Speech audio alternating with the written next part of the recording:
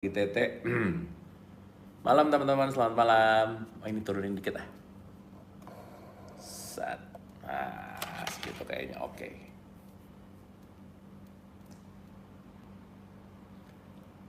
Malam, selamat malam. Halo. Oke ya, bentar ya, nunggu komentar dari teman-teman di YT.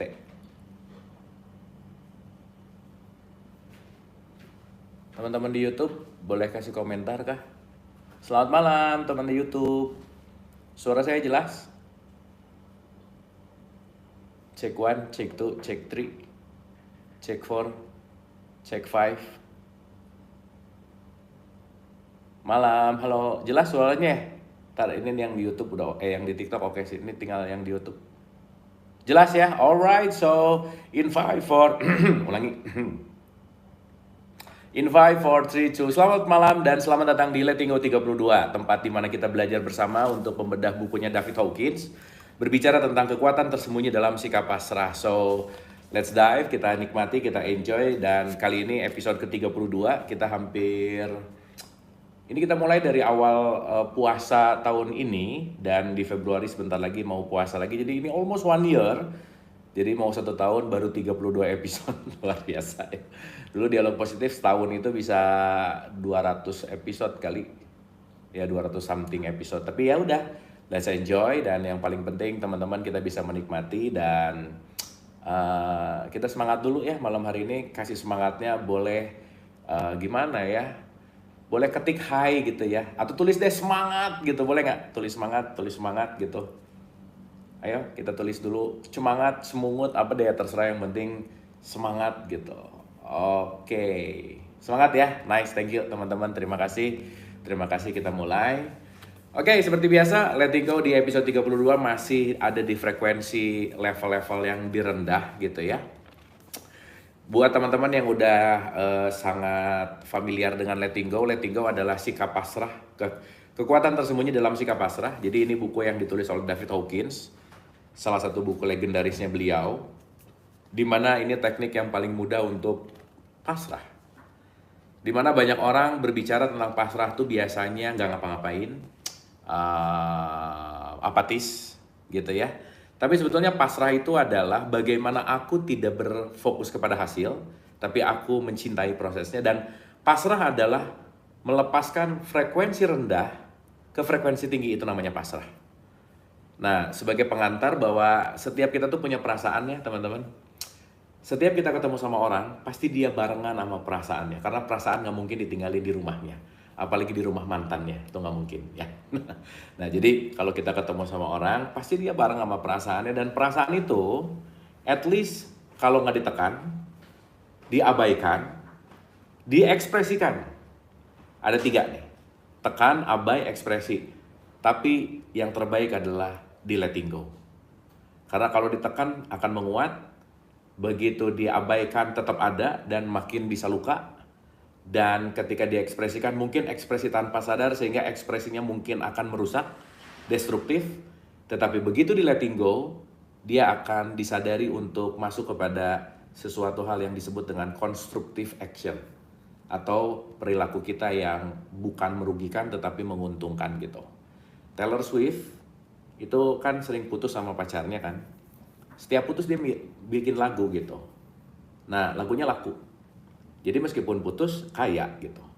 Nah, kalian ini ya udah putus, mecah-mecahin piring, udah hilang pacar, hilang piring lagi, kan rugi gitu ya.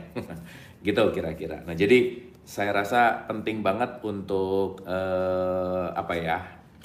untuk bisa meregulasi perasaan, karena tidak ada yang bisa mewakilkan. Ya, ingat Alan Watts selalu mengatakan no wrong feeling. Tidak ada feeling yang salah, tapi yang ada adalah wrong action. Jadi sebisa mungkin jangan banyak bohongin perasaannya gitu. Ya, meskipun nanti kita ngerti nggak selalu harus disampaikan gitu. Nah, ini ada satu kisah ya teman-teman sebelum mulai ya, mumpung inget nih ya. Oh ya, anyway, ini Lettinggo racikan saya by the way ya teman-teman. Jadi tolong dikunyah ulang, tolong dicek-cek lagi. Jadi ini pure racikan saya akan satuin sama semua apa yang pernah saya pelajari dan saya alami gitu. Saya multi perspektif gitu. Em, ada satu kata bijaksana, ya. Kalau kita menghadapi siapapun, ketika dia menggunakan logik, kita penting untuk menggunakan logik. Logik versus logik, emotion versus emotion. Jangan logik pakai emosi, pun sebaliknya. Ya, di situ kita penting banget untuk bisa mengkalibrasi bahwa kalau dianya logik ya pakai logik, kalau dianya emosi ya pakai emosi gitu. Contoh. Ada satu kisah nih ya, dongeng dulu sedikit. Ada seseorang lagi nonton performance temennya, ya. Dan ketika performance dia nyanyi gitu misalkan dan nggak terlalu oke sih sebenarnya gitu. Tapi mungkin ini karena first performance dia begitu turun tuh nanya mas, misalnya temannya tuh saya gitu, dia nanya turun panggung, gimana gua keren nggak tadi gitu. Nah kan itu kan lagi ada adrenalin ya. Dia first show gitu ya. Kan kebayang nggak kalau misalnya kita pakai logic pada saat ngebalesnya, jelek lu, not good moment, right? Sesuatunya nggak tepat gitu. Tapi kita juga jangan menipu bahwa oke, semua show-nya berjalan lancar, cukup. Semua show-nya berjalan lancar. Dan itu memang nggak terlalu ngejawab pertanyaan sih, tapi at least kita merespon gitu. Nah, besok atau 2 hari berikutnya, begitu udah adrenalinnya turun, lebih rileks, lebih santai, baru kita bisa ngomong pelan-pelan. Gini loh, kemarin tuh lu manggung oke, tapi, nah mulai itu. Sehingga, aduh thank you ya Kak Selena, terima kasih. Sehingga begitu dia udah mulai pakai logiknya, dia bisa nerima masukan gitu. Nah, kadang-kadang kita tuh nggak ngerti kapan ngegas, kapan ngerem gitu. Jadi, ketika orang lagi emosi banget, kita pengen ngebalas pakai logik, not in a good time. Timing is everything. Semua yang telat kan nggak asik ya, gitu. Ya, jadi kecepatan jangan, kelambatan jangan. Jadi ingat ya, logic through logic, emotion through emotion gitu. Kita perlu timing yang pas anyway. Nah disitulah kenapa saya selalu mengartikan sabar itu bukan gak ngapa-ngapain, tetapi menunggu waktu yang tepat gitu. Jadi kalau misalnya ada sesuatu, sabar ya, not in a good time, tenang, ada waktu yang tepat gitu. Ya, karena balik lagi sama kayak orang jatuh cinta teman-teman ya. Jatuh cinta itu orang lagi di hijack sama hormon, pasti jadi bego. Kalian ngasih tahu orang yang lagi jatuh cinta, mau bener juga nggak akan didengar lah udah. Kamu tuh ya gitu. Dan menariknya ya, ini anak yang udah puluhan tahun hidup sama ibunya, dia bisa jauh lebih percaya sama kutu kupret yang baru dia kenal seminggu, coba. Pacarnya, kenapa? Dia aja sama hormon. Gitu, ya elah ini baru seminggu lu percaya amat temannya orang, tapi lagi jatuh cinta, mau gimana? Bener nggak? Sehingga ya udah kita ngerti aja sih, gitu. Iya, nggak bisa gitu ketika ada orang yang lagi jatuh cinta, terus dikasih tahu kamu, wah apalagi diceramahin, udah deh, gitu. Nah ketahanan hormon tergantung sih. Biasanya ketahanan hormon jatuh cinta akan luntur setelah akad nikah sih. Ya 3 bulan after akad nikah mulai itu. Kok nggak gini ya dulu gitu misalnya, ya. Biasa ya kalau udah mulai ngomong-ngomongin ke situ, komennya gini nih, kok nggak ada sih? Gitu kira-kira ya. Ini rada error sedikit, maaf. Oke guys, itu ya openingnya kita ya. Jadi ingat, mempengingat bahwa kemarin baca bukunya siapa ya? Simon Sinek. Sinek yang ngomong bahwa emotion lawan pakai emotion. Tapi logic lawan pakai logic. Lawan tuh dalam artian padu padankan gitu. 3 bulan mah lagi seduh-seduhnya ya sih. 3 bulan masih mabuk ya. Oke guys, kita review dulu dikit boleh ya? Sekalian mau nanya-nanya dulu. Ingat teman-teman, part of us, diri kita tuh ada 3 bagian gede. Yang paling luar namanya jasad, yang tengah namanya manas. Coba manas apa aja isinya? Ini saya pengen tahu dulu nih, pada merhatiin nggak? Ayo manas isinya apa aja? PPE, nice, thank you. Pikiran, perasaan, dan emosi. Ingat ya, ada jasad. Di antara jasad itu ada yang namanya panca indera, di mana panca indera itu adalah jembatan masuk menuju manas kita. Maka kalau jasadnya tenang, panca inderanya tenang, manasnya tenang, diri sejati kita akan hadir. Nah, diri sejati ini terserah penamaannya mau apa gitu ya, mau ruh kah, atman kah, diri sejati terserah. Tapi pusat kedamaian adanya di situ. Ingat ya teman-teman, kalian adalah kebahagiaan yang tertutupi oleh banyak pikiran. Jadi kalau kalian ingin bahagia, jangan dicari, tapi pikirannya diregulasi. Kenapa? Karena ya nature-nya kita tuh bahagia. Karena kenapa? Bahagia itu produk dari cinta. Ingat ya, kita ini akal dulu apa cinta dulu? Kita udah pernah bahas tuh. Bayi yang baru lahir dia nggak bisa mikir, tapi dia tahu ketika didekap oleh cinta ibunya, dia akan nyaman. Dan ketika digendong sama orang lain, dia akan tahu meskipun dia nggak bisa mikir. Kenapa? Karena cinta adalah bahan baku kita gitu. Maka orang yang kekurangan cinta, artinya dia lagi keluar dari diri sejatinya. Gitu ya, makanya love is bridge to anything. Jadi jangan pernah lepas dari cinta sih. Tapi ini bukan ngomong romantic love lah ya, beda. Cinta tuh ada tahapannya. Ada cinta yang eros misalnya. Tapi ada divine love. Divine love tuh cinta ilahiyah quote and quote gitu. Tapi saya rasa kita penting untuk paham gitu ya. Love is everything lah. Gitu ya, hanya cinta yang bisa menjembatani kepada apapun gitu. Ya kalau nggak ada cinta juga acara malam ini nggak akan ada gitu ya. Kalian datang ke sini juga cinta juga gitu. Kalau nggak cinta nggak akan betah-betah gitu. Karena kekuatan cinta tuh dahsyat pun ketika kita tidak menggunakannya dengan wise juga bisa bahaya anyway. Ya, paradoks. Oke guys. Sip ya. Alright, so Hawkins selalu bilang ada 3 part gede. Satu yang disebut energi, yang kedua vibrasi, yang berikutnya adalah frekuensi. Saya ulang-ulang ini ya supaya teman-teman ya nggak usah dihafal sih, kan nggak bukan hafalnya, cuman teman-teman ngerti gitu bahwa energi itu tunggal, anggap aja begitu supaya gampang. Vibrasi itu 2, ada yang konstruktif ataupun destruktif gitu.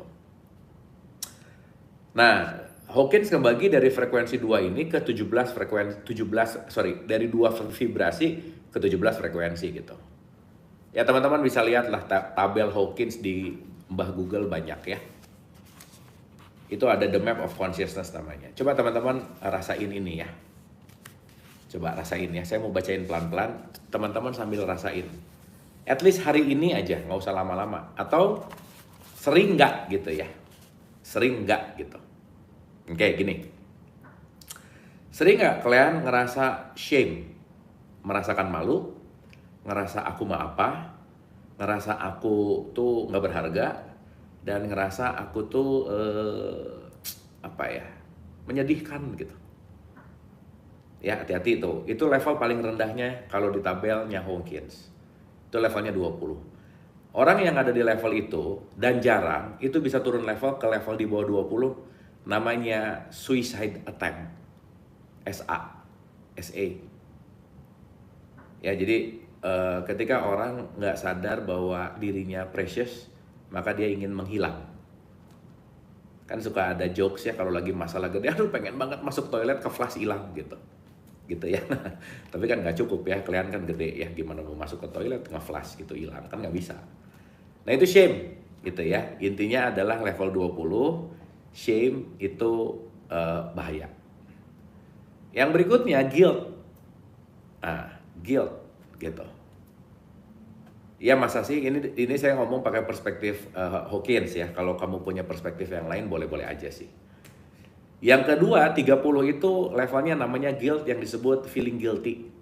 Jadi orang yang feeling guilty itu bawaannya pasti nyalahin. Jadi gini, saya bilang di VT saya yang terakhir di mana ya? Saya posting di semua platform nih kalau nggak salah. Ketika kamu mengkritik seseorang, jangan-jangan kritikan itu datang dari luka yang masih menganga di dalam dirimu. Maka kamu pengen ngeritik orang gitu. Jadi kritikan, komentar, apapun ya, yang keluar atau ngelihat, nyebelin banget. Nah, hati-hati gitu.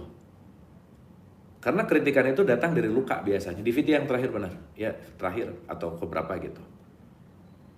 Pokoknya saya ingat yang belakangnya, saya nggak sadar syuting ada sapu, tapi keburu dia posting ya udah aja. Tapi untung nggak ada yang nyadar sih. Aduh, dikasih tahu lagi ya, jadi nyadar dong, ya udah sih nggak apa-apa ya. Nah, jadi intinya adalah feeling guilty itu bahaya juga, teman-teman. Ya, hati-hati ya. Kadang orang tuh bisa apa ya? Bisa nyaman di feeling guilty loh. Gitu. Jadi ngerasa bahwa ketika dia feeling guilty itu bagus gitu. Bagus ketika rasa bersalah itu mendorong kita untuk menuju kepada perbaikan. That's nice, that's good, yes. Tetapi ketika kita feeling guilty-nya kelamaan dan banyak menyalahkan, ingat ya, nyalahin orang lain itu datang dari proyeksi di dalam diri kita. Ingat, believing is seeing. Awas jangan ketukar. Apa yang kamu lihat itu apa yang kamu percayai gitu. Ya, semua proyeksi dari dalam. The law of projection namanya. Oke. Naik satu level namanya apati, keputusasaan. Udah deh, desperate gitu. Teman-teman kalau banyak ngobrol sama orang-orang di level 20, 30, 50 ini, rasain deh. Pasti bawaannya tuh ngeluh mulu, capek banget ngomong sama ngobrol sama orang-orang level 50, 20, 30, 20 tuh capek banget. Gitu ya, lelah banget dikit-dikit, aduh gua tuh ya. Kayak di hidup tuh gak ada yang bener gitu. Ngeluh mulu gitu. Dia selalu ngelihat semua masalah dalam setiap opportunity gitu. Ya, tapi teman-teman milikilah sedekah energi untuk orang-orang gini nggak apa-apa ya. Tapi jangan banyak-banyak, 10% lah gitu. Jangan banyak-banyak. Gitu ya. Jadi kalau misalnya ada oh ya udahlah saya mau sedekah energi ya, dengerin orang ngeluh, nggak apa-apa. Ya. Oke.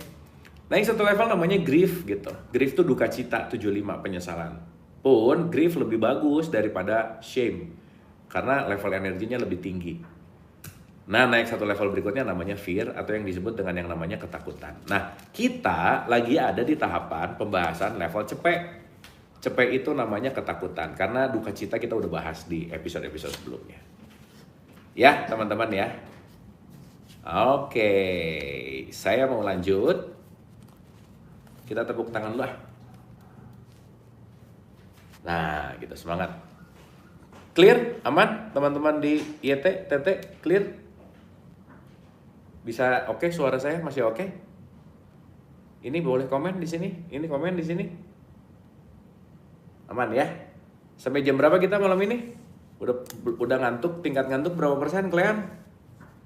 Clear? Sip. Aman, sip ya. Pelan-pelan ya teman-teman ya.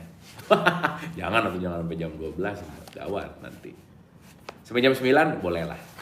9 lebih seperempat lah ya. Oke. Sip ya. Rasa bersalah merepresentasikan kematian. Sementara cinta merepresentasikan kehidupan. Abraham Maslow bilang, cinta dan ego nggak bisa hadir bersamaan.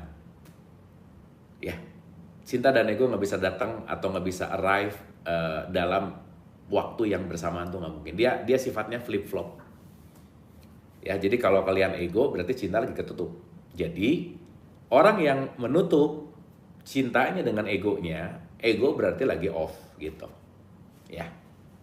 Rasa bersalah adalah bagian dari diri kecil kita dan mendasari kesediaan kita untuk mempercayai hal-hal negatif tentang diri kita. Kebahagiaan dan kesukacitaan bisa langsung hancur oleh satu komentar negatif dari anggota keluarga, teman, atau tetangga. Ya. Satu komentar, pesek lu, wah langsung bad day. Wah, gua dibilang pesek gitu. Padahal emang, ya udah aja sih.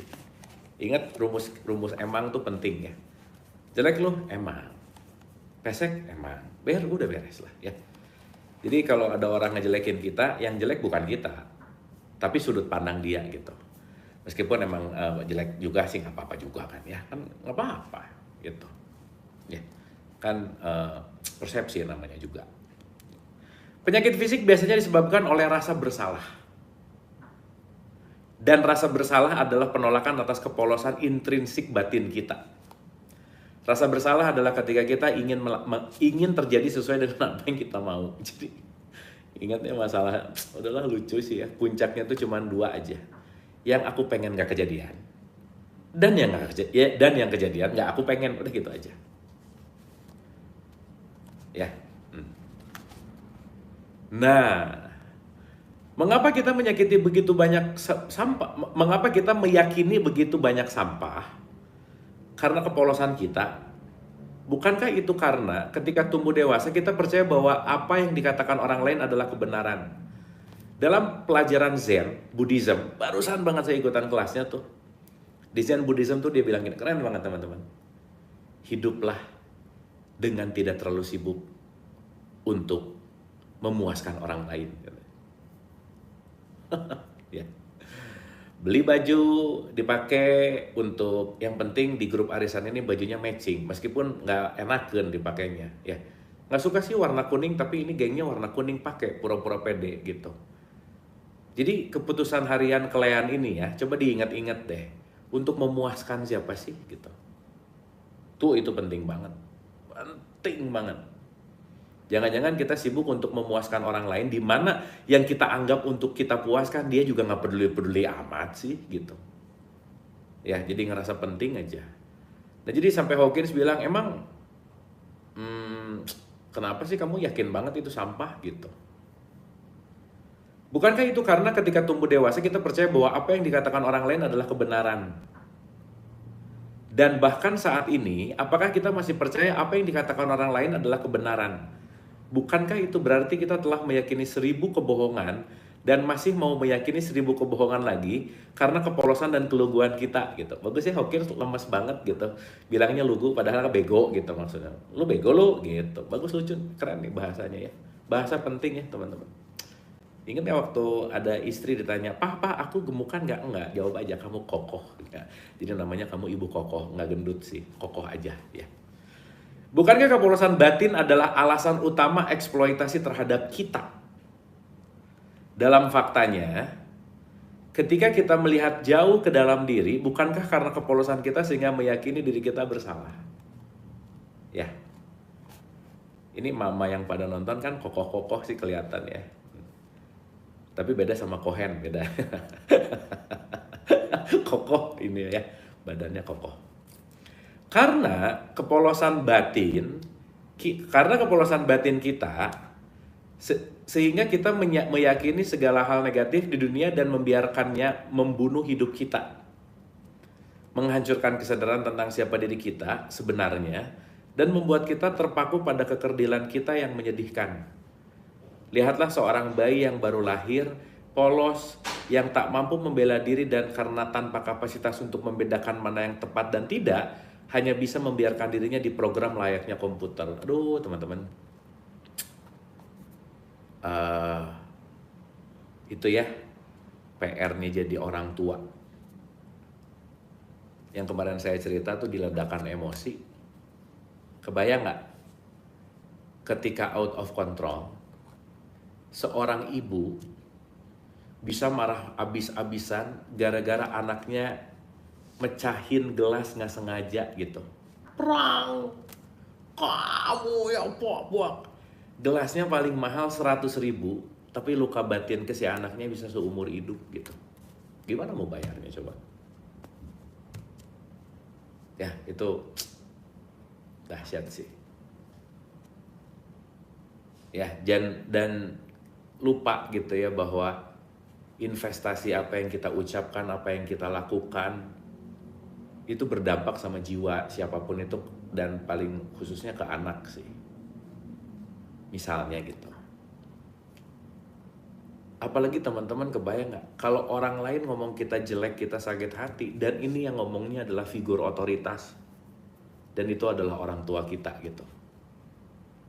Ngebandingin, terus memaksakan gitu. Jadi sebenarnya pengkerdilan itu datang dari keluarga sih. Jadi kita dikerdilkan oleh siapa? Oleh orang tua, mau nggak mau ya. Realitasnya begitu gitu. Nah jadi buat yang lagi jadi orang tua, kalau anaknya sekarang pengen bebas dari kekerdilan penjara yang diprogram oleh Anda, coba renungkan ulang untuk ketika Anda atau orang tua justru malah pengen diikutin mulu gitu. Jadi nanti kita ngerti bahwa penjaranya tuh nggak pernah ada pintunya teman-teman. Cuman kita nggak mau keluar karena nggak pede gitu. Kenapa? Karena kita udah keprogram, kebayang nggak? Dari lahir sampai 7 tahun terprogram dengan kata-kata. Kamu tuna, lihat kakak kamu, lihat teman kamu, lihat coba. Jangan-jangan tiap saat diajarin siapapun anak itu untuk jadi orang lain gitu.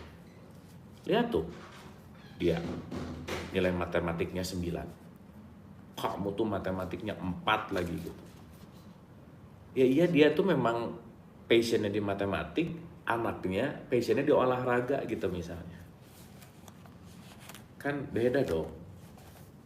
Ya teman-teman ya, ingat ya, jangan memaksakan kesadaran orang tua ke anak. Karena kenapa? Orang tua tuh semestinya lebih dewasa loh. Justru orang tua yang ngertiin anaknya gitu. Ingat kan nih, saya cerita kemarin ada bapak-bapak nanya, "Kang, anak saya ya gak rajin sholat ke masjid nih," gitu. Usianya berapa Pak? 20 something lah gitu. Oh iya, saya nanya, "Bapak dulu rajin ke masjid kapan?" "Ya sekitar umur-umur 50. "Ya, Bapak waktu umur 20 gimana?" "Ya sama." "Ya udah aja sih gitu ya." Jadi nih emak-emak nih juga misalnya ya, yang baru tahu sekarang, solehah sekarang gitu, yang dia lakukan dengan apa, disamain sama anak yang umur 20 tahun gitu. "Nah kamu ya harus pengajian ini."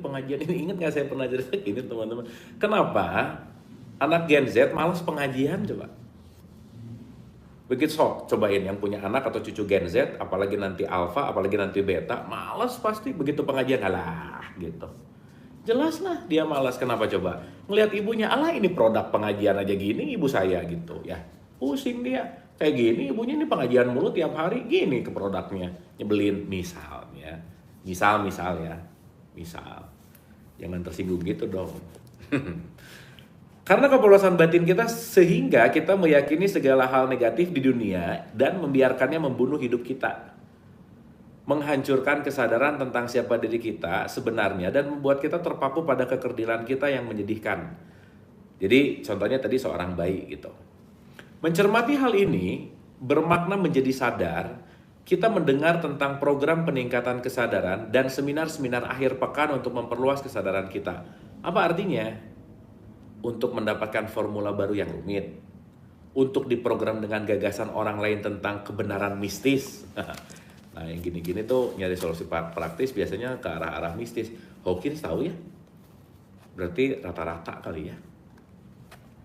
Sebagian besar program kesadaran tak beda dengan poin penting ini. Menjadi sadar pada sampah yang kita yakini, apa yang kita terima setiap hari. Mari kita lihat apa yang sudah diprogramkan pada kita dan mulai mempertanyakannya, membongkarnya dan melepaskannya. Mari kita terjaga dan membebaskan diri dari eksploitasi dan perbudakan oleh pemrograman negatif dunia. Teman-teman ngerti dunia nggak sih? Perlu dibahas nggak apa itu dunia? Ngerti ya? Oh yaudah, kalau udah ngerti ya udah. Kita akan melihat pemrograman negatif itu apa adanya, yang merupakan upaya orang lain untuk mengendalikan kita, mengeksploitasi kita, merampas uang kita, pelayanan kita, energi kita, loyalitas kita, dan perangkap pikiran kita. Mekanisme tentang bagaimana hal ini terjadi dicontohkan dengan indah dalam film Tron, di mana fungsi master control adalah memperbudak melalui pemrograman progresif. Oh perlu gini teman-teman, kita ini lahir ke bumi atau lahir ke dunia? Sok saya mau nanya dulu. Ayo, kalian lahir di dunia atau lahir di bumi? Beda-beda jawabannya ya. Kita beda ya. Ini kita yang beda dunianya apa buminya? Nah, pilihannya cuma bumi sama dunia, lahir ke kehidupan lagi, yang nggak apa benar, nggak apa-apa sih. Enggak dong, kita lahir di bumi dengan dunia yang berbeda. Kenapa? Duniamu dan duniaku nggak mungkin 100% sama. Kenapa? Orang kita lahir di orang tua yang beda kok. Lingkungan yang beda. pengajaran yang beda, sudut pandang yang beda. Artinya, persepsi, matriks, program, konsep itu adalah duniamu. So that's called illusion. Paham nggak? Makanya kalau di tradisi teologis tuh, waduh, itu dunia akhirat tuh kayak dunia sekarang, akhirat itu nanti gitu. Tapi kan kita nggak bahas itu di sini ya. Tapi intinya gini, dunia adalah sesuatu yang kamu persepsikan. Sekarang saya nanya teman-teman, kalian berubah dunia nggak dari kecil sampai detik ini? Ya berubah lah, kan dulu dunianya anak-anak. Kan sekarang kan udah nggak pengen nggak pengen ya apapun yang urusan sama anak-anak gitu misalnya. Waktu dulu dunia SMA, betul nggak? Kan sekarang udah nggak SMA dong. Terus dunia pacaran, gitu. Terus dunia runtuh ketika diputusin, hancur dunia gitu. Makanya dunia kita beda gitu. Ya.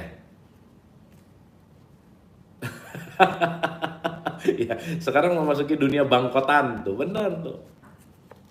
Itu jadi jangan ngomong duniawi ya, duniawi gimana sih gitu. Orang perspektif kita beda-beda. Paham ya?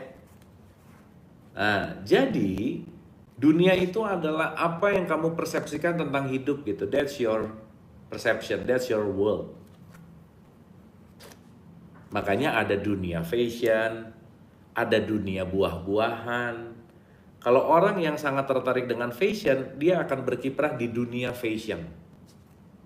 Dunia binatang. Gitu, misalnya. Dunia fantasi. Gitu. Ya, dapat ya? Nah, sekarang saya tanya. Berarti dunia harus dihancurin nggak? Sesaat dunia hancur, muncullah kebangkitan kesadaran. Maka hancurnya dunia tuh bukan semuanya hancur, bukan. Hancurnya persepsi lamamu. Di situ kamu bangkit, awaken. Ketika pemikiran lama bahwa oh ternyata itu tuh gitu, oh ternyata enggak ya. Hancur yang lama, ada yang baru. Itulah yang disebut al-qiyam. Qiyam tuh bangkit gitu. Awakening. Buddha tuh kan awaken. Jadi sudut pandangnya beda, persepsinya beda gitu. Tapi sulit, iya sulit lah, nggak pernah dilatih. Gimana mau gampang, orang nggak pernah latihan. Terus kalau mau sulit terus, kapan mau berubah? Pertanyaannya sulit atau nggak mau gitu. Ya itu kan jawaban paling gampang, susah. Iya, bukan susah sih, nggak mau aja gitu. Lucunya pengen berubah gitu hidupnya, kan aneh ya. Aku tuh pengen berubah, ya mau berubah enggak sih? Tapi pengen ada perubahan hidup, tapi mau berubah enggak sih? Terus diulang-ulang gitu. Ya, gitu kira-kira. Nah, yang penting ngerti dulu world itu apa. Ya. Ketika kita melihat bagaimana pemrograman terjadi, kita akan tahu bahwa kita adalah komputer yang murni dan kosong. Kita adalah ruang polos tempat pemrograman terjadi. Nah, kayaknya di sini yang polos cuman aku, kalian nggak polos lah kayaknya ya. Ketika kita mengetahui semua ini, kita akan marah. Amarah lebih baik daripada nerima kalah. Apati, depresi, dan duka cita. Iya sih. Ini berarti kita mengendalikan pikiran kita alih-alih menyerahkannya ke televisi, koran, majalah, tetangga, percakapan di kereta bawah tanah.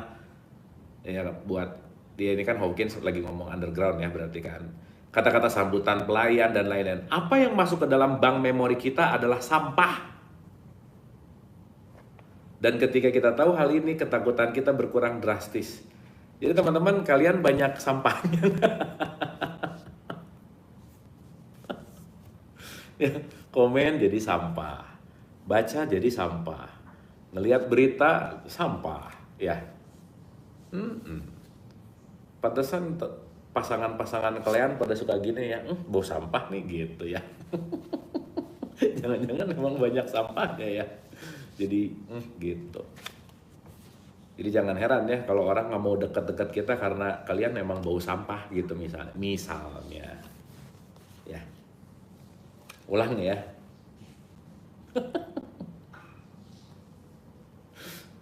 Sok ya teman-teman cobain ya. Bukan coba, pernah deh nyoba. Kalau di rumah lagi ada truk sampah lewat kan gak nyaman ya. Pasti gini semua. Tapi kalau udah yang terbiasa yang duduk si mas-mas di situ, wah santai banget gitu. Jadi kalau udah terbiasa jadi sampah, ya udah aja sih, nggak nyadar itu sampah gitu. Sama ya kalian kalau mau melogikakan ini gitu, coba jangan sikat gigi sebulan aja. Kalian akan ngerasa biasa-biasa aja, tapi teman sekitar pasti gini nih, nggak enak gitu. Tapi yang nggak sikat gigi biasa aja, kenapa emang biasa gitu. Kebauan tiap harinya dia udah adaptasi, tapi buat dia biasa aja. Tapi buat yang nggak biasa, puyeng dia gitu kira-kira. Nah itu yang kejadian teman-teman.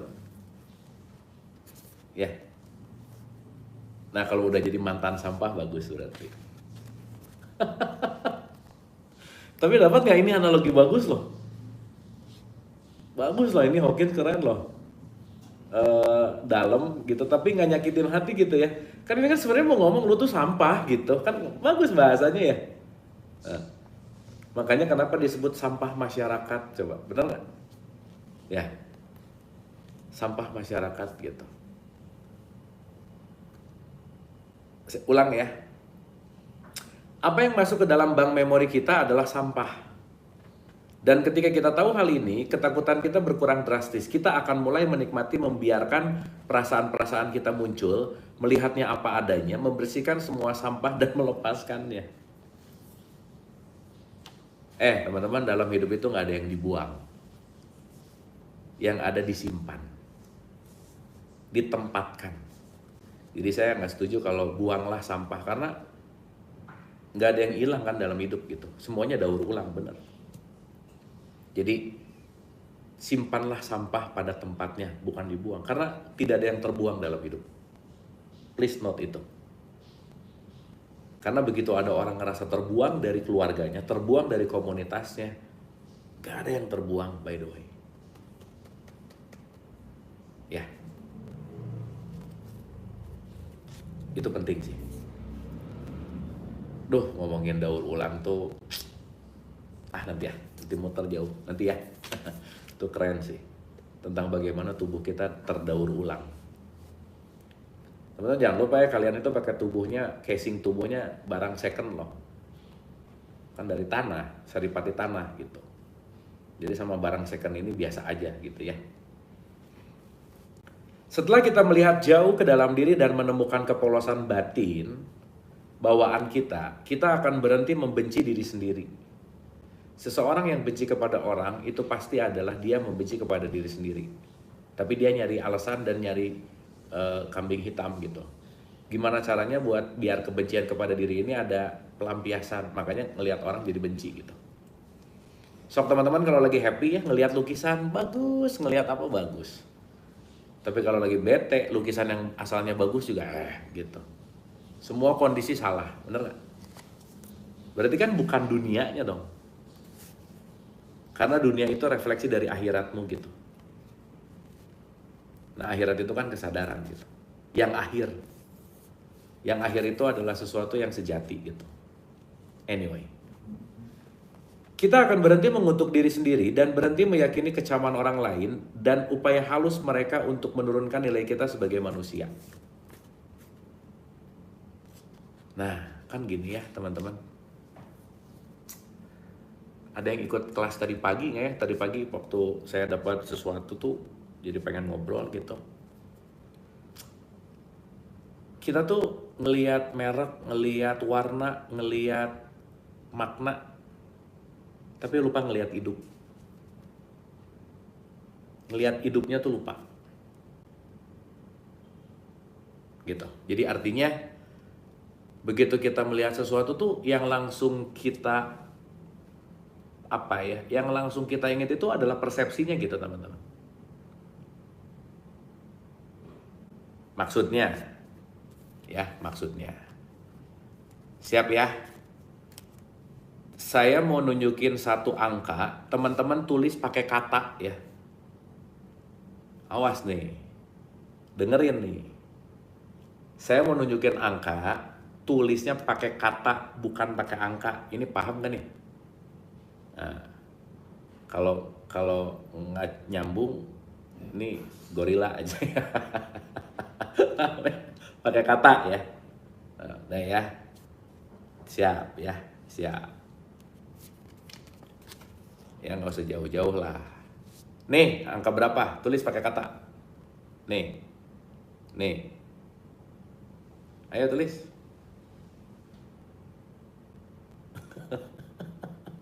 Nih.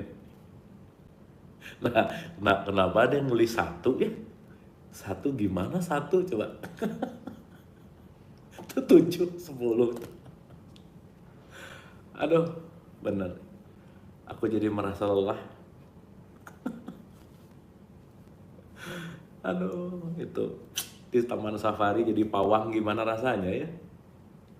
Pasti puyeng tiap hari ya.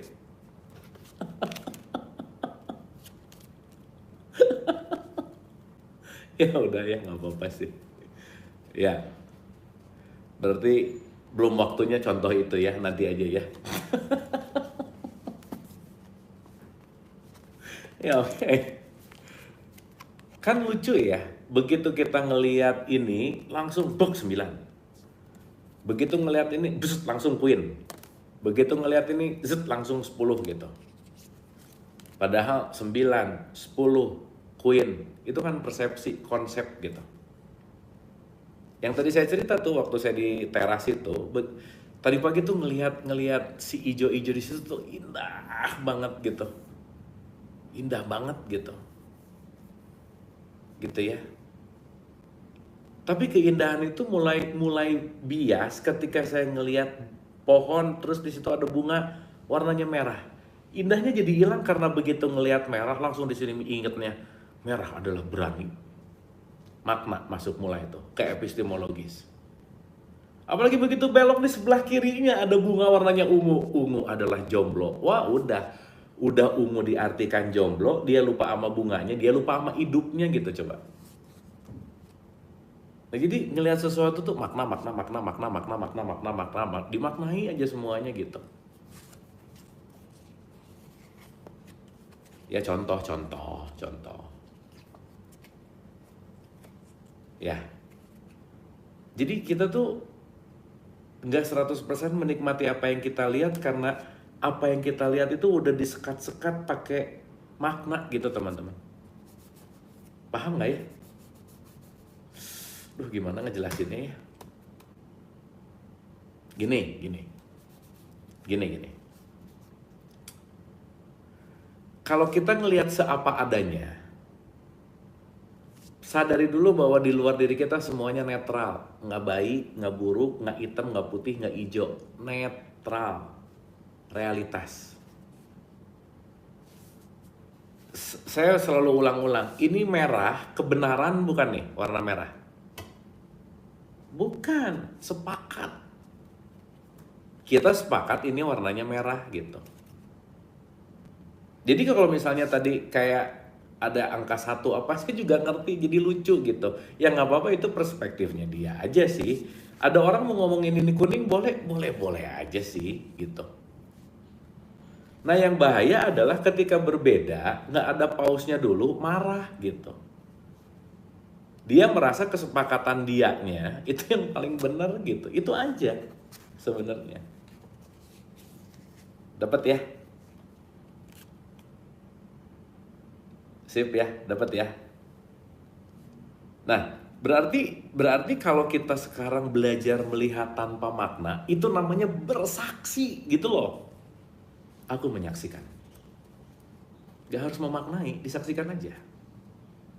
Kalau membahayakan mundur, kalau biasa aja, saksikan aja nggak apa-apa karena ada pelajaran gitu. Makanya waspada, eling tapi waspada gitu. Jangan sok-sok bersaksi juga gitu. Itu ngomongin meditasi tadi. Mentang-mentang suka meditasi di hutan ketemu singa. Oh, saatnya meditasi. Ya lu dimakan lah pasti. Kabur, lari gitu. Gitu ya, dapat ya. Jadi kan nggak ada kunci yang pasti gitu. Ada singa, Allah Akbar, sholat, ya ini makan lah, bukan waktunya gitu. Ngerti nggak? Itu sih poinnya. Ya, ini coba dikunyah pelan-pelan. Ya, sembunyi dulu, gitu. Benar banget. Gitu. Nah, buat kalian yang ketawa-ketawa itu kalian banget kan, gitu. Makanya ketawa, gitu. Setelah kita melihat jauh ke dalam diri dan menemukan kepolosan batin, nah Hawkins ngomong bersaksi itu kepolosan gitu. Kamu tuh polos, gitu. Nah orang yang polos juga sebenarnya nggak akan sakit hati gitu. Tapi kalau dia polos nggak ada pengetahuan juga nggak bisa berkreasi gitu teman-teman.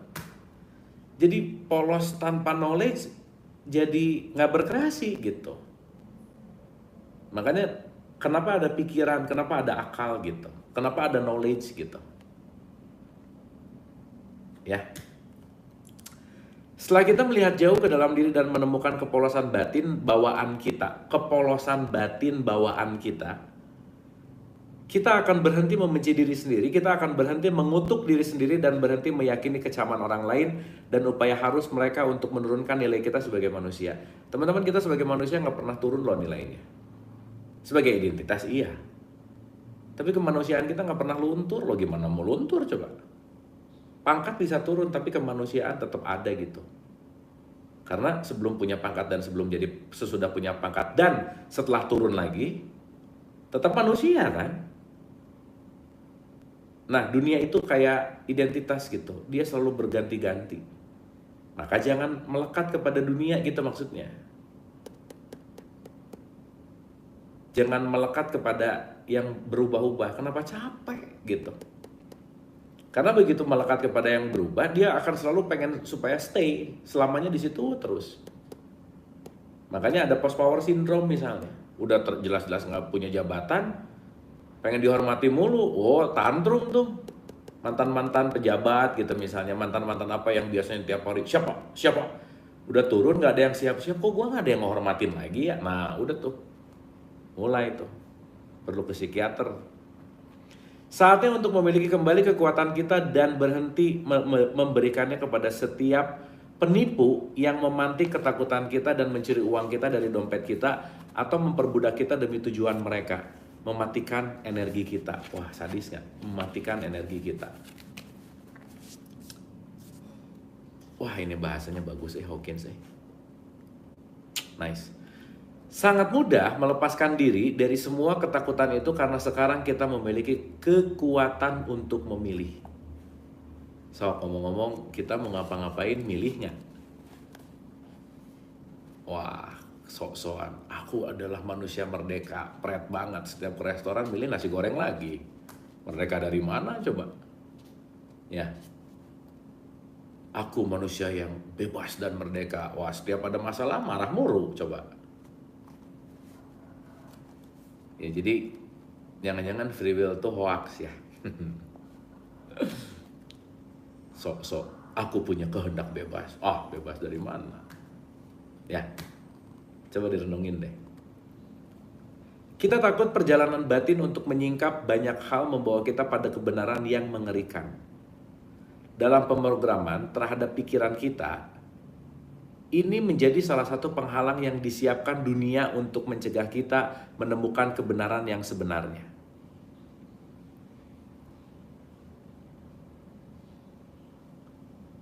Ada satu hal yang dunia tidak mau kita mengetahuinya.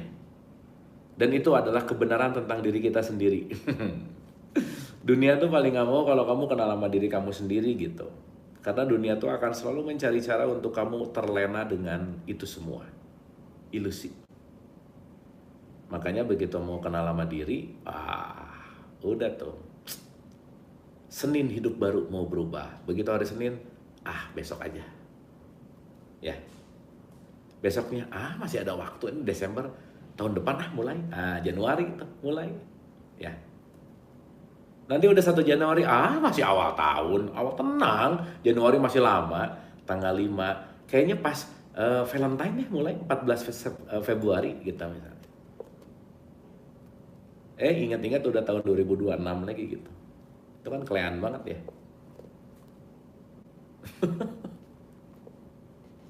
Kenapa?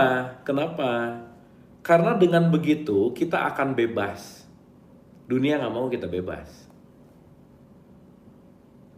Kita tidak dapat lagi dikendalikan, dimanipulasi, dieksploitasi, dikuras, diperbudak, dipenjara, dicemari atau dilumpuhkan. Asik ya.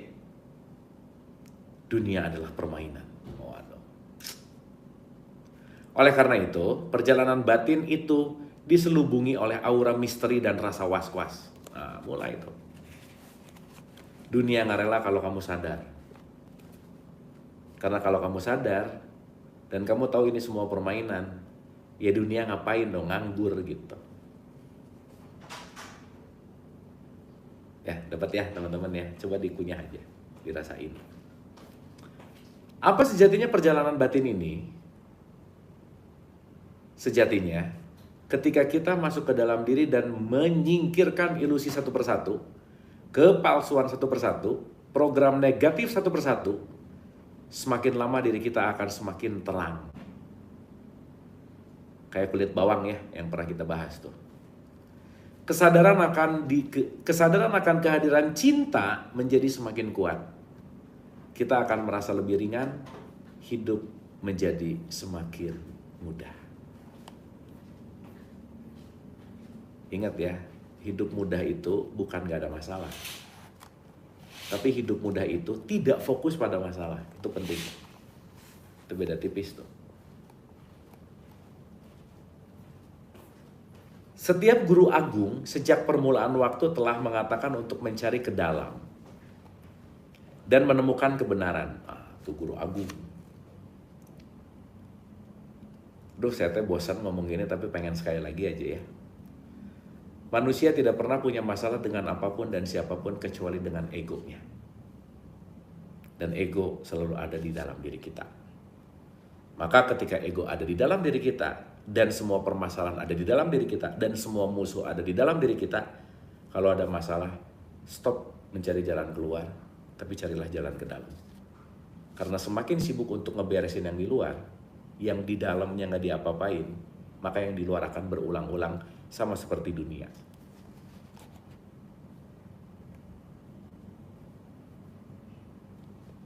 Ya, itu penting teman-teman. Itu udah skrip lah. Itu ngomongnya barusan saya juga nggak sadar ya, scripted banget. Setiap guru agung sejak permulaan waktu telah mengatakan untuk mencari ke dalam dan menemukan kebenaran. Karena kebenaran tentang siapa diri kita sebenarnya akan membebaskan kita. Ya. Jika yang kita temukan dalam diri adalah sesuatu yang kita merasa bersalah terhadapnya, sesuatu yang busuk, jahat, negatif, maka mereka tidak akan menyarankan kita mencari di sana. Sebaliknya, mereka akan meminta kita menghindarinya dengan cara apapun. Kita akan tahu bahwa segala hal yang disebut dunia sebagai jahat sesungguhnya berada di tempat di permukaan di atas sebagai lapisan tipis yang palsu gitu. Kan suka ngomong gini ya, kenyataan itu kejam ya. Iya kejam, karena kenapa? Karena dunianya nipu mulu gitu. Jadi kita ketukar mana yang kejam, mana yang cinta gitu. Jadi dunia terbalik lah teman-teman, ingat ya. Kadang sesuatu yang terbalik itu jawabannya sih gitu. Di bawah kesalahan-kesalahan ini hanyalah yang disalah-salahkan. Aduh, di sini ada kata kita sih, saya nggak enak ngomong kita ya. Kalian aja ya. Kalian tidaklah busuk, hanya saja bodoh, kata Hawkins. Kata Hawkins. Lu tuh nggak busuk, lu tuh nggak pesek tapi bodoh gitu. Misalnya. Kamu tuh nggak jelek tapi bego gitu. Beda ya teman-teman ya. Ingat cerita si Ketut nggak ya? Ingat cerita Ketut nggak? Ngobrol sama Tuhan tentang istrinya. Ah udah nggak usah ceritain lagi.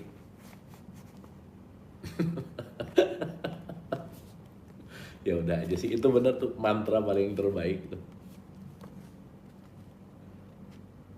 Ingat ya, nah kayak cerita si Ketut kan lucu ya.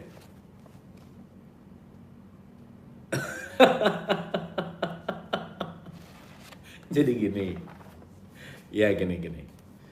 Si Ketut itu istrinya cantik banget. Wah, top lah pokoknya. Siapa? Angelina Jolie lewat lah. Pokoknya cantik pol aja. Tapi oon gitu. Kebayang nggak? Cantik tapi oon gitu. Nah, suatu saat Ketut doa ke Tuhan. Pagi Tuhan. Nah, Tuhan, ini kan dialektika ya namanya juga ya. Awas nih, dialektika nih, teatrikal. Ya, nah, gorila teh suka susah diomongin teatrikal. Ya, teatrikal tuh perumpamaan, ya, perumpamaan. Nah, Ketut doa pagi-pagi. Pagi Tuhan, pagi Ketut. Nah, Tuhan balaskan. Gimana hari ini Tut? Gitu kata Tuhan. Tuhan, aku bersyukur semua hidupku baik-baik saja, semua rezekimu yang engkau berikan. Aku sangat bersyukur Tuhan. Terima kasih. Wah, Tuhan happy dong. Bagus Ketut, kamu sudah bersyukur. Ya namanya Tuhan kan tahu ya. Alah ini. Biasa kan orang maunya nomor satu kan memuji-muji dulu ya. Sama kayak kalian kalau berdoa kan di awal, ya Allah, apa Tuhan. Ujung-ujungnya, ya Allah, sebaiknya. Nah, ujung-ujungnya ngatur gitu. Jadi awalnya lembut dulu, ujungnya ngatur gitu. Ya. Terus Tuhan kadang-kadang jadi bingung, ini siapa yang Tuhan ya, lu apa gua gitu. Kok gua jadi diatur gitu. Misalnya, misal. Nah, habis gitu si Ketut mulai itu, Tuhan, maaf ya Tuhan, maaf gitu. Ini bukan menegasikan omongan saya tentang bersyukur Tuhan, bukan. Cuman mau cerita Tuhan. Iya kenapa Ketut, boleh ceritakan, aku maha pengasih kata Tuhan. Tuhan, Engkau memang menganugerahkan istriku cantik banget Tuhan, dan aku sangat bersyukur. Iya bagus disyukuri aja Ketut kata Tuhan. Tapi Tuhan maaf ya, maaf Tuhan. Nih udah mulai rada-rada gitu tuh, Tuhan. Kenapa ya Tuhan? Udah mulai gitu, capek dia kan, lelah gitu kan. Kenapa dia bego banget sih Tuhan gitu, on banget, kenapa sih gitu. Ya Tuhan jawab, bagus jawabannya, Ketut. Kalau istrimu nggak bego dan nggak on, dia kan nggak akan milih kamu. Ketut langsung ngomong, Alhamdulillah gitu. Udahan aja doanya gitu ya. Udah gitu aja.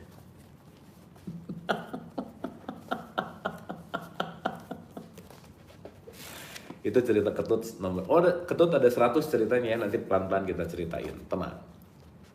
Jadi ya udah aja sih gitu ya. Udah, jadi dia nyadar, iya ya. Kalau dia pintar nggak milih gua juga sih gitu.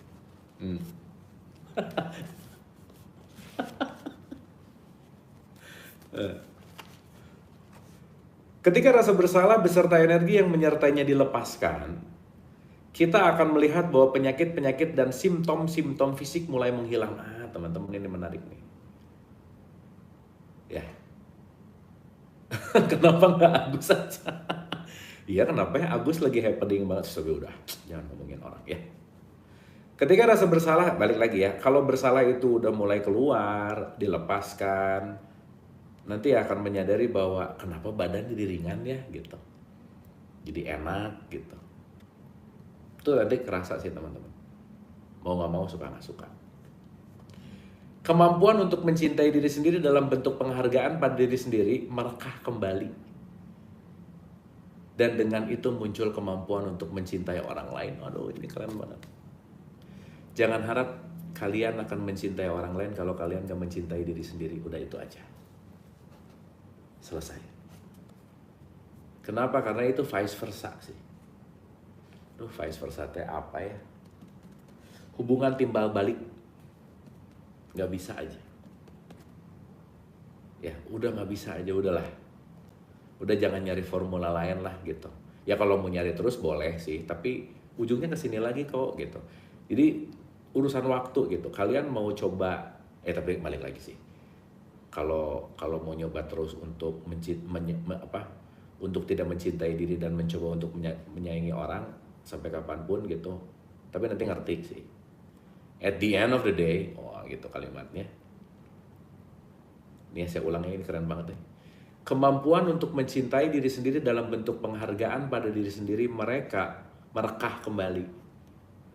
Dan dengan itu muncul kemampuan untuk mencintai orang lain. Dengan itu muncul kemampuan untuk mencintai orang lain. Terbebas dari rasa bersalah menyebabkan pembaruan energi hidup, teman-teman. Lepas dari rasa bersalah, itu adalah recharging. Ini bisa disaksikan secara dramatis pada banyak orang yang bertobat melalui pengalaman religius. Kebebasan yang tiba-tiba dari perasaan bersalah melalui mekanisme pengampunan bertanggung jawab atas ribuan pemulihan dari penyakit serius. Baik, apakah kita setuju atau tidak dengan konsep religius mereka? Nggak terlalu penting, teman-teman ya. Jangan usil sama jalan orang lain. Kenapa? Karena jalan itu boleh jadi penyembuhan buat dia. Ya, please. Nggak usah usil sama jalan orang lah. Ya, mau yakin, mau meyakini, mau sama, mau nggak penting. Kenapa? Dia nyaman dengan jalan itu, dan dengan jalan itu dia sehat dan sembuh. Dan jangan juga menutup-nutupi jalan kesembuhan orang dengan memaksakan keyakinan gitu. Ya, hati-hati nih. Yang penting untuk diperhatikan adalah hilangnya rasa bersalah disertai dengan kebangkitan energi hidup, kesejahteraan, dan kesehatan fisik. Setiap orang punya fase healingnya masing-masing, teman-teman. Jadi ketika mulai dia dengan di level syariat dia ngerasa healing, that's okay, udah nggak usah dikomenin lah. Orang dia lagi penyembuhan kok. Baru masuk ke level penyembuhan udah dikomenin, kamu tuh ya kurang 2 derajat turun gitu misalnya. Kamu tuh kurang belok ke kanan dikit, kamu tuh kurang belok. Dikomenin hal-hal yang nggak terlalu esensial gitu. Padahal jalan itu adalah jalan penyembuhannya dia gitu. Ya, itu penting sih. Penting banget. Ya, sekali lagi, nggak usah terlalu usil sama jalan. Nggak usah usil, udah to the point aja ya. Udah jangan usil. Dia nyamannya ke situ, ya udah. Ya. Karena boleh jadi itu jalan penyembuhannya dia loh. Ya. Ketika tiba momen untuk menyembuhkan diri sendiri dan meningkatkan kesehatan emosional kita, tiba-tiba kita seperti menjadi paranoid. Kita menjadi sadar dan waspada pada semua penipu, penjual rasa bersalah dalam hidup kita dan pengaruh buruk mereka. Mulai itu ada boundaries nanti. Oh, bukan benci loh ya. Kita menjadi sadar, bukan jadi benci, bukan. Karena yang bego ya kamu aja mau ditipu selama ini gitu. Ya. Kita bisa bertanya pada diri sendiri, tidak bisakah kita melakukan sesuatu atas dasar cinta? Bukan rasa takut dan rasa bersalah. Apakah rasa bersalah adalah satu-satunya alasan kita untuk menikam tetangga kita? Mengapa kita tidak menikam tetangga kita? Karena kita mencintai dan peduli padanya sebagai sesama manusia yang secara intrinsik tidak bersalah dan berjuang untuk tumbuh, tetapi mungkin membuat kesalahan dalam hidupnya sebagaimana kita. Tidakkah mengikuti ajaran agama akan lebih efektif jika dilakukan karena cinta dan apresiasi, bukan karena rasa bersalah dan rasa takut? Ayo. Aduh, aku tuh ngerasa dosa, kenapa tadi ketinggalan apa gitu. Nah, jadi itu dilakukan atas dasar cinta atau atas dasar takut? Ayo. Ya tapi ya udah aja ya, balik lagi. Artinya apa? Semuanya sesuai dengan kapasitas gitu. Aduh, ini keren, Hawkins keren sih. Tidakkah mengikuti ajaran agama akan lebih efektif jika dilakukan karena cinta dan apresiasi? Ingat ya, saya tuh agak nggak terlalu pas kalau ada kata-kata toleransi beragama sih. Meskipun itu kan yang paling populer ya. Karena kenapa? Toleransi itu membiarkan, sok aja. Saya toleran ya, saya membiarkan kamu ngerjain. Tapi beda dengan apresiasi. Jadi di perspektif saya pribadi nih ya, buat saya yang tepat adalah bukan toleransi umat beragama, tetapi apresiasi umat beragama. Appreciate. Bukannya misalkan di depan ada yang, misalnya ya, di kampung Islam di depan ada yang Natalan, sok gitu. Itu toleransi, tapi oke, apa yang bisa dibantu? Apa yang harus kita sama-sama lakukan? Apa nih gimana? Nah itu apresiasi gitu. Makanya mudah-mudahan lebih ada mindsetnya bukan toleransi umat beragama, tetapi apresiasi umat beragama gitu. Itu sih menurut pandangan saya. Kalau menurut pandangan kalian beda, nggak apa-apa ya. Oke? Tidakkah mengikuti ajaran agama akan lebih efektif jika dilakukan karena cinta dan apresiasi, bukan karena rasa bersalah dan rasa takut? Kita bisa bertanya pada diri sendiri, apa sebenarnya yang kita butuhkan dari rasa bersalah? Layanan apa yang mungkin kita dapatkan darinya? Apakah kita begitu bodoh sehingga berperilaku hanya karena rasa bersalah? Apakah kita begitu tidak sadar? Tidak bisakah pertimbangan pada perasaan orang lain menggantikan rasa bersalah sebagai motivasi untuk perilaku secara layak? Teman-teman, pertanyaan ini kita akan bahas di part yang akan datang supaya rame ya, supaya ada rasa penasaran ya. Tapi di kalimat akhir ini ada kata-kata motivasi. Ingat teman-teman, motivasi dari kata motivere adalah melakukan dari dalam. Jadi kalau kita melakukan masih karena ada embel-embel, itu bukan motivasi namanya. Itu namanya transaksi. Jadi tidak ada orang yang bisa memotivasi kita. Ingat-ingat baik-baik itu. Nggak ada.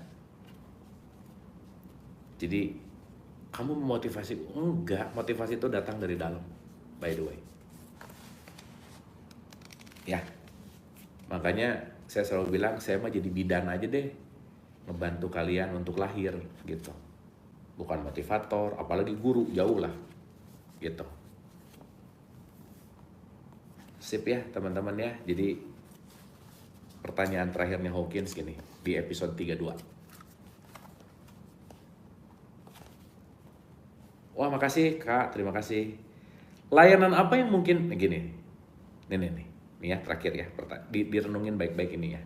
Dikunyah-kunyah pelan-pelan. Apakah kita begitu bodoh sehingga berperilaku hanya karena rasa bersalah? Apakah kita begitu tidak sadar? Tidak bisakah pertimbangan pada perasaan orang lain menggantikan rasa bersalah sebagai motivasi untuk berperilaku secara layak?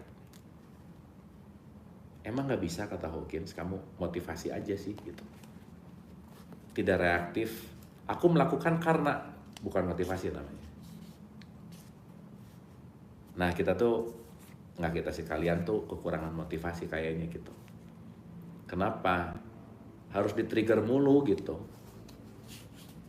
Jadi kalau di-triggering akhirnya jadi transaksi gitu. Akhirnya apa coba? Melakukan sesuatu pasti mudah-mudahan ina itu gitu. Nah udah deh. Gitu. Masih bersyarat. Oke guys. Duh seru Ini part-part rame sih, bentar lagi seru banget nih ya. Abis ini kan ketakutan tuh beres bentar lagi ya teman-teman. Dikit lagi Abis gitu kita masuk ke hasrat. Wah hasrat seru banget nih. Terakhir saya mau nutup dengan level-level yang sering kita ulang ya. Supaya teman-teman ngerti ada di level mana gitu. Sehingga kalau kita ngerti ada di level mana, ya kita mulai nyadar gitu.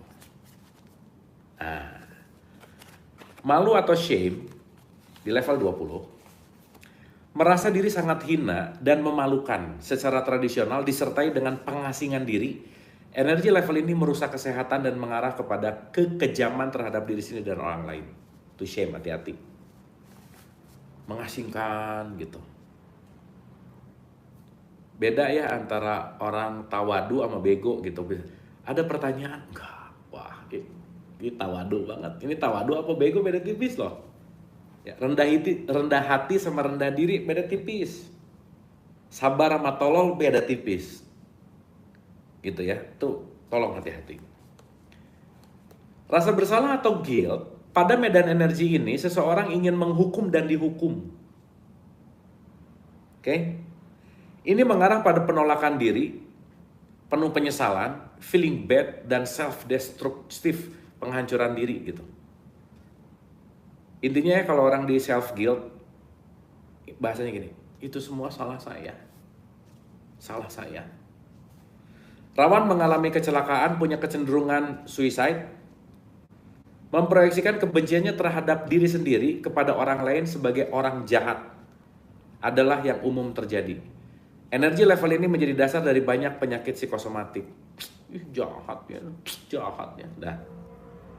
Kalau sering ngomong jahat sama orang lain, hati-hati aja. Dan jika kalian melihat bahwa masalah selalu ada di luar diri kalian, maka kalian adalah masalahnya.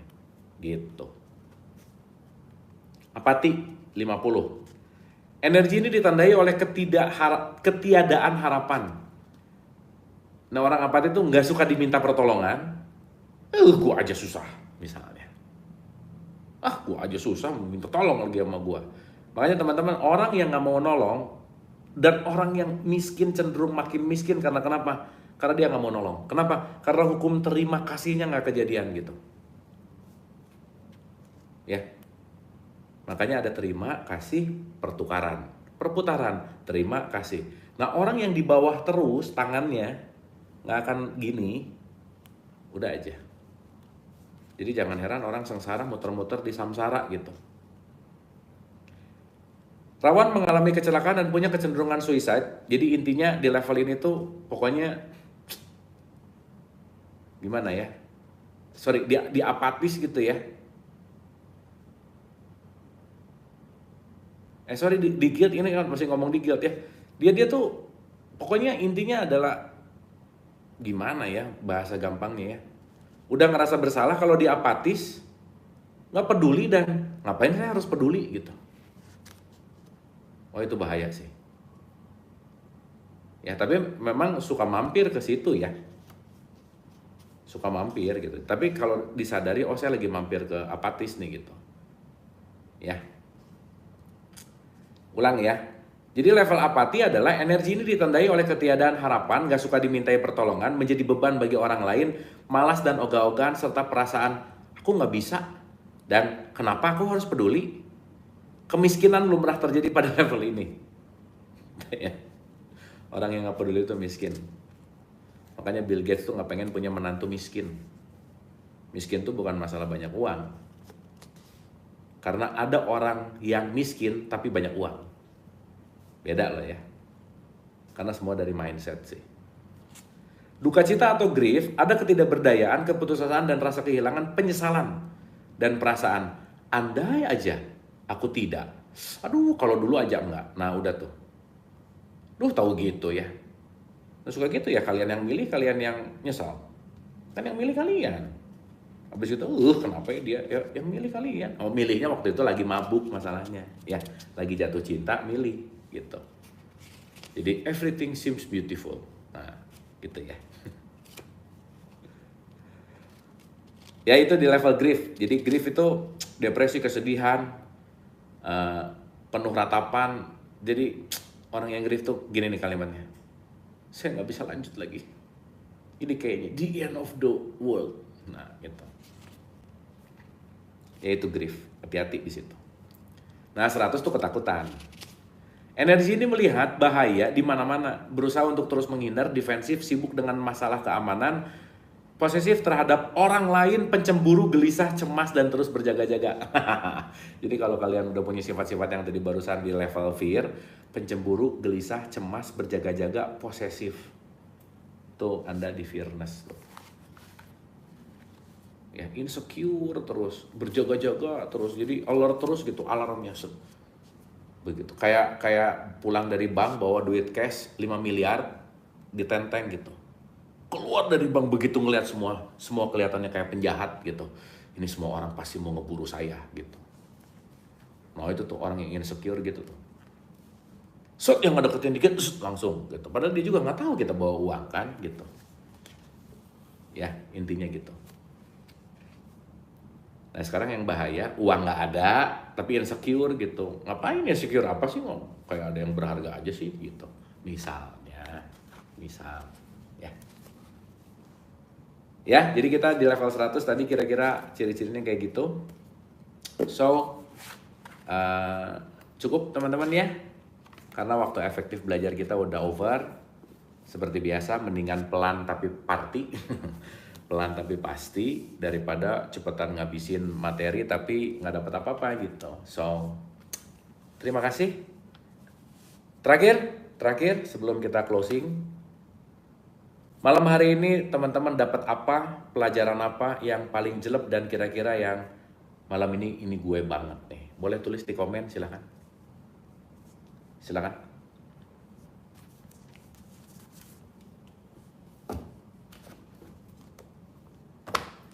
Banyak nih teman-teman PR kita.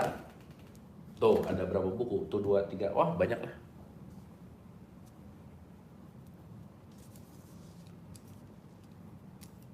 Mana nih komennya? Oke. Oh makasih. Cintai diri sendiri, nice. Ini bagus nih komennya, apaan ya? Dari tadi ngapain ya? Nah nggak apa-apa juga sih tapi.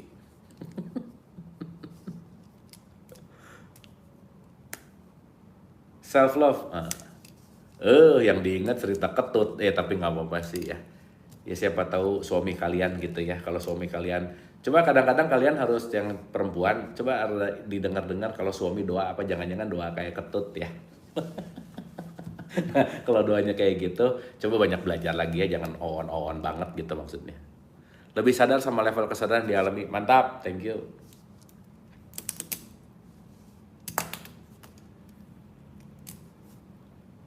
Masih suka insecure, nggak apa-apa, diterima aja dulu. Free will, nice. Nanti ngerti ya teman-teman ya, free will tuh apa gitu. Bebas dari rasa bersalah, oke. Teman-teman thank you ya, komen-komennya mantap. Semoga ini jadi satu pembelajaran malam hari ini sesuai dengan wadahnya tentu saja. Wadah kita dan ya udah kita appreciate, ingat kita appreciate sesuai dengan takaran dan wadah, nggak usah ngebandingin sama orang karena kita bukan orang lain, nggak usah pengen lebih dari apapun, dan yang paling pasti sayangilah dirimu karena tidak akan ada siapapun yang bisa menyayangi diri kita kecuali sebaik kita menyayangi diri kita sendiri. Terima kasih, semoga bermanfaat dan love you all.